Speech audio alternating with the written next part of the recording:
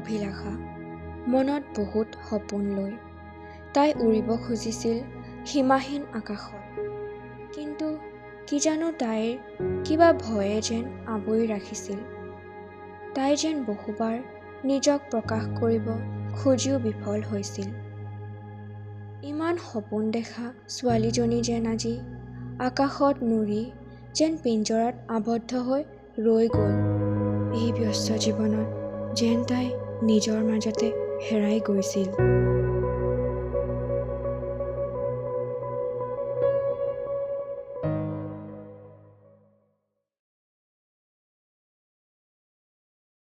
ঐ শুনচোন, ঐ অভিলাষা, ঐ শুন না, ঐ এৰ কি হ'ল? ঐ শুনচোন। ঐ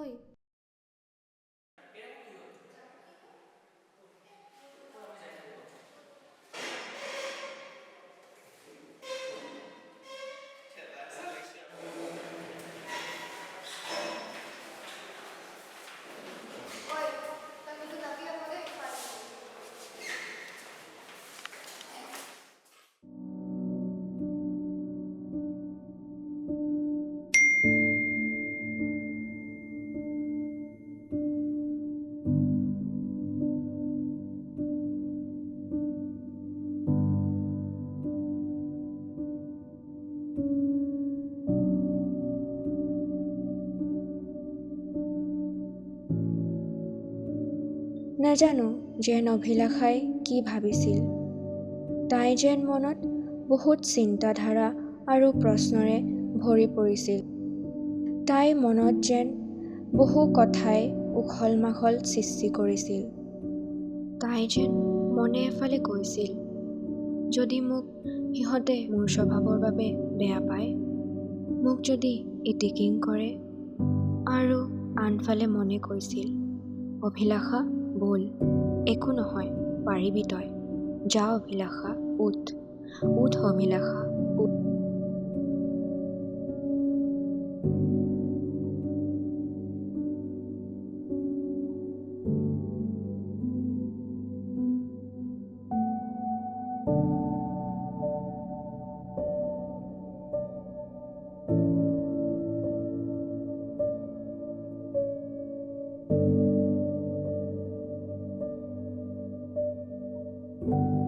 মনত যেন এটি আশা লৈ নিজক প্ৰকাশ কৰা, নিজৰ মাজত হেৰাই যোৱা অভিলাষা আজি আগবাঢ়িছিল।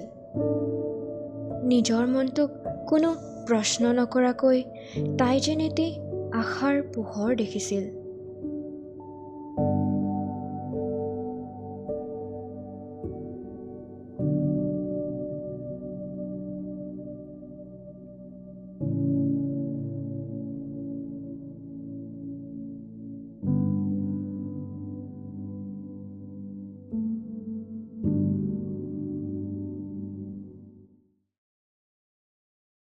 কিন্তু হঠাৎ যেন এটি পুৰণি স্মৃতিয়ে তাইৰ মনত কোলাহল সৃষ্টি কৰিলে।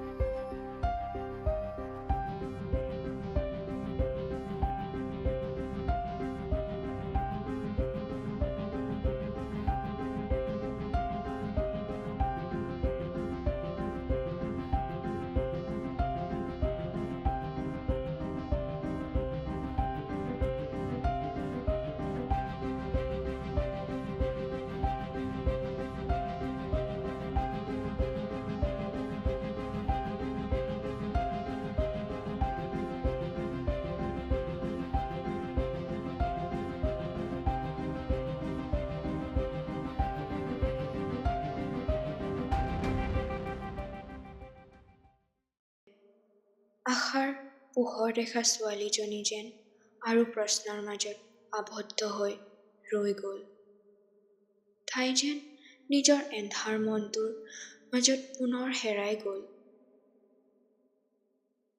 মোকো যদি তেনেকুৱাই কৰে মোৰ কি হ'ব? মই কি কৰিম? কেনেকৈ থাকিম? মোৰ কেনে অৱস্থা হ'ব? যদি মোক মাৰে কি কৰিম? ক'ত যাম?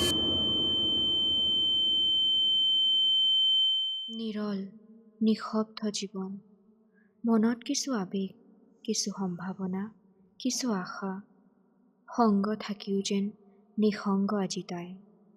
এয়ে হ'ল অভিলাষাৰ জীৱন।